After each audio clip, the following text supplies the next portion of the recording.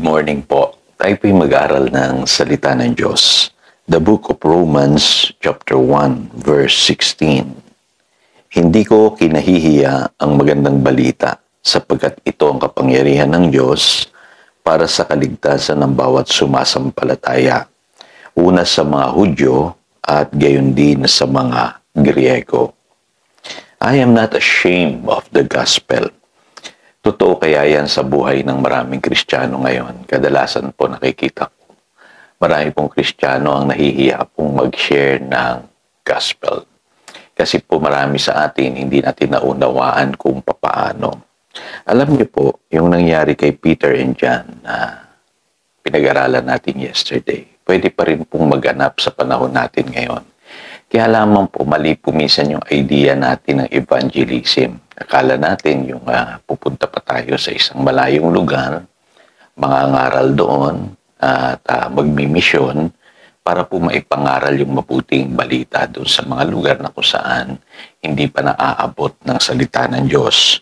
Pero alam niyo po, meron pong modern day application po nung ginawa ni Peter and John sa atin pong panahon ngayon ay pwede tayong makapag-evangelize kahit saan kung alam lamang natin kung paano tayo gagamitin ng Panginoon.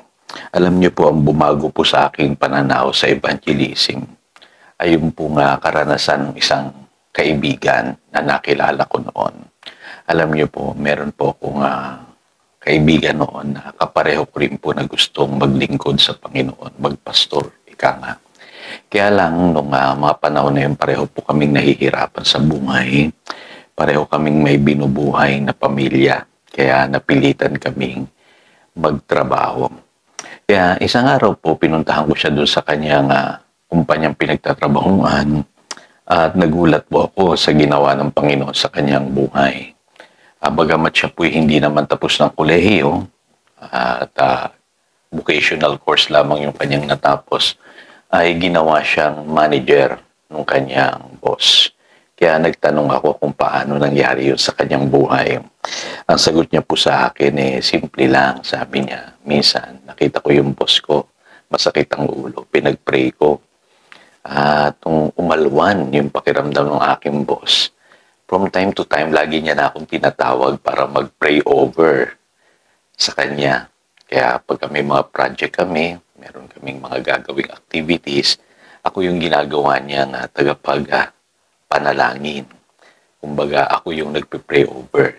And alam niyo po mga kapatid, mula dyan ay ginamit siya ng Panginoon para makapagsimula ng gawain dun po sa kanilang kumpanyang pinagtatrabahuan. At di lamang yon, maraming karanasan din siya na pagkatapos niya pong magtrabaho doon sa kumpanyang yon, ginamit siya upang mangaral sa iba pang mga kumpanya. Alam niyo po, na-inspire po ako doon. Kaya ganun din po ang nangyari sa akin. Kasi yung background ko naman po noon ay sa sales. Marami po akong mga kaibigan na pwede ko pong share ng gospel. Kaya sinamantala ko po yung pagkakataon na meron po kaming transaksyon o di kaya mga pag-uusap. At doon ko po ini-inject yung pong mabuting balita. May mga pagkakataon na naipagpe-pray ko sila at nababahagi ko sa kanila yung mabuting balita. And from that, na-develop po yung akin pong mga kaibigan at marami sa kanila ay may-ari po ng kumpanya at kung saan ay naging company Bible study ko ngayon. Nagkaroon din po ako ng Bible studies sa mga ospital, sa mga eskwelahan na kung saan ginamit po ako ng Panginoon para maipangaral po ang mabuting balita. Kaya kung titignan niyo po, yan po ang modern day application nung nangyari kay Peter and John. At ako'y naniniwala po. Kaya tayo binigyan ng kapangyarihan ng Holy Spirit sa Acts chapter 1 verse 8 para po yung evangelism po ay hindi maging burdensome sa atin. Yung iba kasi pag sinabing evangelism, natatakot ako, pastor, mahirap yan, hindi ako missionary, hindi ako pastor. Sa totoo lang po, kailangan po manangan tayo sa kapangyarihan ng Diyos para po hindi maging mahirap sa atin yung pag-share ng gospel. Basahin po ninyo yung sinasabi rito sa Mark chapter 16 verse 20. Ang sabi po rito, "Then the disciples went out and preached everywhere, and the Lord worked with them and confirmed His words by the signs that accompanied it." So pansinin nyo, ginamit na salita dyan, ano po, the Lord work with them. Tayo minsan ang idea natin working for the Lord. Di po ba? Nakakapagod yun. Pero dito po malinaw, ang Diyos mismo ang tumutulong sa kanila para gampanan nila yung pangangaral ng mabuting balita. Yan po naganap sa mga apostol. The Lord worked with them with signs and wonders. Ito pa po na ko. Pagka tayo po ay nasa mundo, evident po sa atin yung kapangyarihan ng Diyos. Kaya huwag tayong matakot mag-minister dun sa mga taong hindi pa nakakilala sa Panginoon. Kasi sabi dun sa Romans chapter 1 verse 16, ang gospel is the power of God for salvation.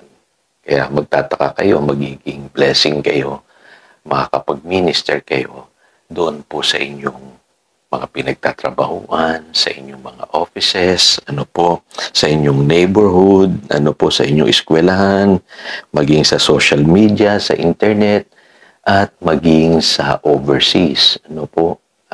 Hindi man kayo tinatawag na literal na missionary, pero pagka kayo po pinadala sa ibang bansa, hindi nyo ba alam, para na rin kayong missionary.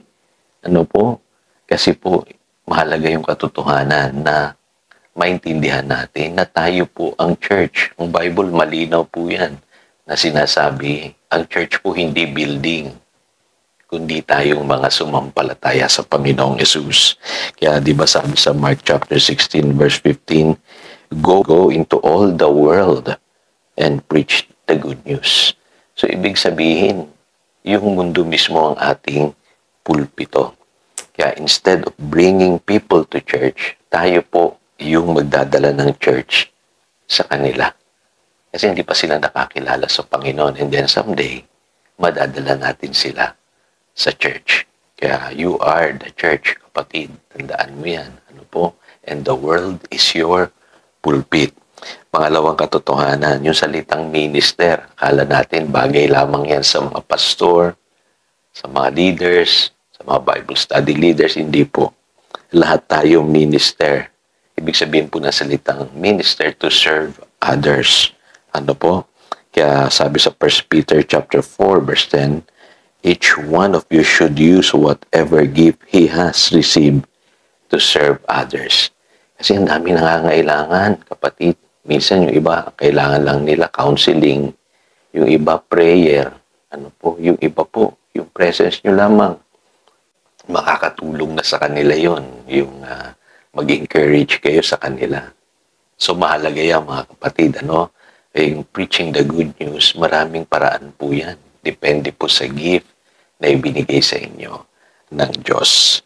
At lagi nyo tatandaan, kung saan man kayo pumupunta, you are a blessing. Kasi ang sabi po sa Romans chapter 10 verse 15, how beautiful are the feet of those who bring good news. Ikaw yung kapatid. Inaasahan ka ng iyong mga kaibigan, ng iyong mga kamag-anak, ng mga kakilala mo. At sa lahat ng areas ng iyong buhay, pwede kang mag-share ng good news. So again, ito si Pastor Jojo nagpapaalala upang daluyan tayo ng pagpapala, manatili tayo sa kanyang salita. Good morning.